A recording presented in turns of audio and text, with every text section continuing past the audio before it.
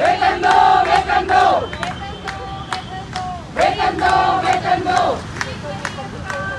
ये तो अत्याचार है, ये तो अत्याचार है, ये तो अत्याचार है,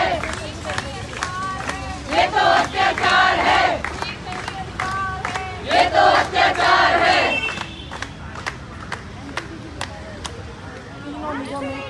हाय हाय, हाय हाय, हाय हाय, हाय हाय, हाय हाय, हाय हाय, हाय हाय, हाय हाय, हाय हाय, हाय हाय, हाय हाय, हाय हाय, हाय हाय। चुका है, डॉक्टरों को एक तरीके से विरोध प्रदर्शन करना पड़ रहा है, अपनी मांगे मनवाने के लिए धरना देना पड़ रहा है। यानी एक तरफ वो मरीजों का इलाज भी करने की कोशिश कर रहे हैं, इमरजेंसी सर्विसेज चल रही हैं, लेकिन इन सब के बीच अगर ऐसा होता है तो वाकई चिंता की बात है। और इसी सिलसिले में अगर हम बात करें आरडीए एम्स, वो भी समर्थन में आ गई है। उसने जो है मुख्यमंत्री अरविंद केजरीवाल को लेटर लिखा है इस बारे में, और इस बारे में बातचीत करने के लिए हमारे साथ आरडीए एम्स के प्रेसिडेंट डॉक्टर आदर्श प्रताप सिंह जी हैं। आइए उन्हीं से बात करते हैं। आदर्श जी, आपका न्यूज स्टेशन में स्वागत है। जी धन्यवाद। सर, ये क्या हो रहा है इस देश में, जहां एक तरफ कोरोना वॉरियर्स कह के बड़ी फूल गिराए जा रहे थे, आज स्थिति ये है कि दिल्ली सरकार तनख्वाह ही नहीं दे पा रही डॉक्टरों को। बिल्कुल, ये बहुत दुख की बात है। अभी हमारे पूरे देश में वैसे ही हमारे जो स्वास्थ्य कर्मी हैं उनकी संख्या बहुत कम है, और देश में इतने बड़े पैमाने पे अभी पेंडेमिक चल रहा है। उसके बावजूद जब ये दिल्ली में, जो भारत देश की राजधानी है, वहां पे जो स्वास्थ्य कर्मी है उनको 3 महीने से ज्यादा हो गए, उनको सैलरी नहीं मिल पा रही है। वो अपना रोजगार कैसे चलाएंगे, उनका अपना परिवार की देखभाल कैसे करेंगे, अपनी जरूरतों को कैसा पूरा करेंगे, जहां इस समय इकोनॉमी भी, सारे पूरे परिवार, पूरे देश, पूरे विश्व में ही इकोनॉमिकल क्राइसिस है। वहां हमारी देश की राजधानी में जो स्वास्थ्य कर्मी है उनको 3 महीने से ज्यादा समय हो गया, उनको सैलरी नहीं मिल पा रही है। ये बहुत ही दुख की बात है। और हम आज जो स्वास्थ्य कर्मी है उनको रोड पे आना पड़ा है। आज उन्होंने अपनी सर्विसेज इमरजेंसी तक ही लिमिटेड रखा है। आज वो रोड पे आके अपनी सैलरी के लिए प्रोटेस्ट कर रहे हैं। कितने दुख की बात है। जिनको, जो डॉक्टर का जो प्रोफेशन है उसमें सरकार अगर ये मान ले कि अगर डॉक्टर लोग अगर बाहर आ गए अस्पतालों के और रोड पे धरना दे रहे हैं, ये बहुत ही दुख की बात है। सरकार इसको गंभीरता से ले। और सबसे बात है कि इस चीज को कैसे इग्नोर किया जा सकता। सरकार, बड़े बड़े सारे प्रोजेक्ट कंटिन्यू है, पार्लियामेंट नया बन रहा है, इन सब के बावजूद दिल्ली में बैठे हुए जो डॉक्टर हैं, जो हिंदूराव हॉस्पिटल कोविड मरीजों का ही इलाज कर रहा है, इतने महीनों से वो कोविड मरीजों के लिए ही है, उसके बावजूद वहां के जो स्वास्थ्य कर्मी हैं उनको तनख्वाह नहीं मिल पा रही है। तो ये बहुत ही गंभीर मामला है। सरकार इसको जल्द से जल्द संज्ञान में ले और आश्वासन दे कि जल्दी ही उनको सैलरी मिल जाएगी। हमने आज आरडीए एम्स की तरफ से अरविंद केजरीवाल जी से रिक्वेस्ट की है, हर्षवर्धन जो कि हेल्थ मिनिस्टर हैं, उनसे भी रिक्वेस्ट की है कि इस चीज को प्रायोरिटी पे लें, जो स्वास्थ्य कर्मी हैं उनकी सैलरी जल्दी से जल्दी प्रोवाइड करें। डॉक्टर आदर्श से एक और चीज मुझे जाननी थी। जब ये हिंदूराव हॉस्पिटल है, कोविड हॉस्पिटल है, और लंबे लंबे दावे किए जाते हैं, अगर दिल्ली सरकार की बात करें, मोहल्ला क्लिनिक और तमाम तरीके की चीजें कि दिल्ली वालों को A1 सर्विस दे रहे हैं, जब ये डॉक्टरों को ही तनख्वाह नहीं दे पा रहे हैं, जितने भी स्वास्थ्य कर्मी हैं, अगर हम कहें तो फ्रंट वॉरियर्स हैं, एक कहीं ना कहीं वो लड़ रहे हैं। एक तो बीमारी ऐसी बीमारी है जिसमें आसान नहीं है लड़ना, और ऐसे में अगर ऐसा होता है तो लोगों का कितना बड़ा नुकसान है, तमाम मरीजों का कितना बड़ा नुकसान आपको नजर आता है?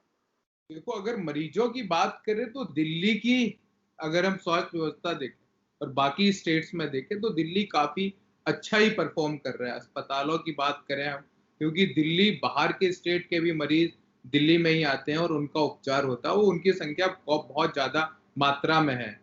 बात ये केवल हिंदू राव हॉस्पिटल की बात करें जहाँ पे कोरोना का ही इलाज चल रहा है, हिंदू राव हॉस्पिटल एमसीडी के अंदर आता है।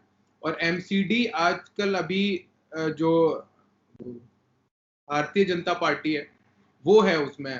हमने अरविंद केजरीवाल से इसलिए उन्हें चिट्ठी लिख के ये बताया कि आप जो लेफ्टिनेंट गवर्नर है उन पे इस चीज को हाईलाइट करिए कि ये मुद्दा कितना सीरियस है, और सरकार से, माननीय स्वास्थ्य मंत्री से ये अपील करिए कि इस चीज को जल्दी से जल्दी संज्ञान में लें और इसका हल दें, और जो डॉक्टर्स जल्दी से जल्दी सैलरी प्रोवाइड करें। तो मतलब ये हुआ कि दिल्ली की अगर हम बात करते हैं तो जो एमसीडी के अंडर में अस्पताल हैं वहां पर ये दिक्कत आ रही है, मतलब दिल्ली सरकार के सीधे जो अंडर में है वहां ये इस तरीके की दिक्कत नहीं है। जी। तो ये कैसे हो सकता है कि अगर एमसीडी की बात करें तो एमसीडी को तमाम लोग टैक्स देते हैं, दिल्ली के जो लोग हैं हर तरीके का टैक्स उन पर लगता है, उसके बावजूद एमसीडी जो है डॉक्टरों को तनख्वाह नहीं दे पा रही है। तो इसके लिए केंद्र सरकार के साथ साथ राज्य सरकार सबको मिलकर बैठकर जो है इसका समाधान ढूंढना चाहिए। बिल्कुल बिल्कुल बिल्कुल। और ये बहुत ही दुख की बात है कि आप भारत देश में अगर स्वास्थ्य की सुविधाएं देखो, सरकारी सुविधाएं बहुत ही कम है सरकारी, और जबकि भारत देश की 80% जो पॉपुलेशन है वो सरकारी स्वास्थ्य सुविधाओं पर निर्भर है। ये इंडिकेट करता है कि सरकारों की प्रायोरिटीज क्या हैं। आप स्वास्थ्य विभाग को ऐसे इग्नोर कर रहे हो। इतने लिमिटेड हमारा ह्यूमन रिसोर्स है, स्वास्थ्य कर्मियों की संख्या देश में बहुत कम मात्रा में है, अस्पतालों की संख्या बहुत कम है, ज्यादा से ज्यादा यहाँ पे प्राइवेट हॉस्पिटल्स क्लिनिक हैं जहाँ पे 20% पॉपुलेशन जाती है। 80% पॉपुलेशन जो 20% जो पब्लिक हॉस्पिटल्स हैं वहां जाती है, वहां के डॉक्टर्स को आप सैलरी नहीं दे पा रहे हैं। अस्पतालों की हालत उस हिसाब से, और भी वैसे मुद्दे तो बहुत भी है कि उनमें अस्पताल में सुविधाएं भी नहीं है, बिस्तर नहीं है, वेंटिलेटर। अगर आप बहुत बड़ी पिक्चर में देखें तो जो पब्लिक हेल्थ सेक्टर है वो काफी निग्लेक्टेड रहा है ओवर द डिकेड्स। ये कोई नई बात नहीं है, बट मुद्दा ये है कि आपकी प्रायोरिटीज देखनी पड़ेंगी। अभी जब पूरा देश पूरा विश्व ये कोविड पैंडेमिक का सामना कर रहा है, उस समय भी स्वास्थ्य कर्मियों को अगर इग्नोर किया जा रहा है तो इससे बड़ा दुख की बात और कोई नहीं हो सकती है। डॉक्टर आदर्श, एक चीज हम आपसे और जानना चाहेंगे, अगर अस्पताल की बात करें तो क्या आप हमारे दर्शकों को बता सकते हैं कि कितना बड़ा अस्पताल है, क्यों जो है ये महत्वपूर्ण है कि जो हिंदू राव हॉस्पिटल है उसके डॉक्टरों को तनख्वाह दी जानी चाहिए और टाइम पर दी जानी चाहिए। ऐसा नहीं हो सकता है कि आप 3-3.5 महीने से तनख्वाह नहीं देंगे, दिल्ली जैसे महंगे शहर में लोग रह रहे हैं। तो हम ये जानना चाहते हैं कितना बड़ा अस्पताल है, कितने लोगों को ये सुविधा देता है। नहीं, अस्पताल काफी बड़ा अस्पताल है, उसमें एमबीबीएस सुपर स्पेशलिटीज कोर्सेज भी होते हैं। और अभी तो प्रायोरिटी आप ये देखिए कि वो कोविड को ही डेडिकेटेड है। जो हेल्थ केयर वर्कर्स केवल कोविड मरीजों को ही देख रहे हैं ओवर द मंथ, इतने महीनों से कोरोना के मरीजों का ही इलाज कर रहे हैं, आप उनको कैसे इग्नोर कर सकते हैं। वो अपनी जिंदगी एक्चुअली में इतना दांव पे लगा के खेल रहे हैं, रिस्क तो है ही, वैसे हर प्रोफेशन में ही है, और ये उनके लिए सबके लिए मौका है। एज ए स्वास्थ्य कर्मी मैं उस चीज को मौका समझता हूँ कि आज मैं अपने देश के लिए अपना योगदान अच्छे से दे पा रहा हूँ। जहाँ पे बहुत सारे लोग नहीं कर पा रहे, वहां हम ही अभी योगदान दे रहे हैं। बात अगर कितने भी, अगर वो 1000 मरीज देखे, 5000 देखे, 10,000 मरीज देखे, उससे मतलब नहीं है।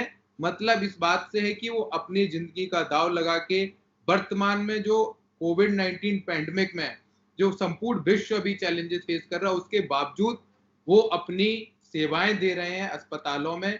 और इतने महीने हो गए सरकार उस चीज को इग्नोर किए हुए है, उनको टाइमली सैलरी नहीं मिल रही है। गंभीरता ये बात है कि आप इस चीज को इग्नोर कैसे कर सकती है सरकार। एक डॉक्टर का परिवार है, उसका खुद का जीवन है। दिल्ली, जैसा कि आपने बताया, दिल्ली में इतनी महंगाइयां भी है, यहाँ पे अपना जो जरूरतों को पूरा करने के लिए पैसे तो चाहिए ही।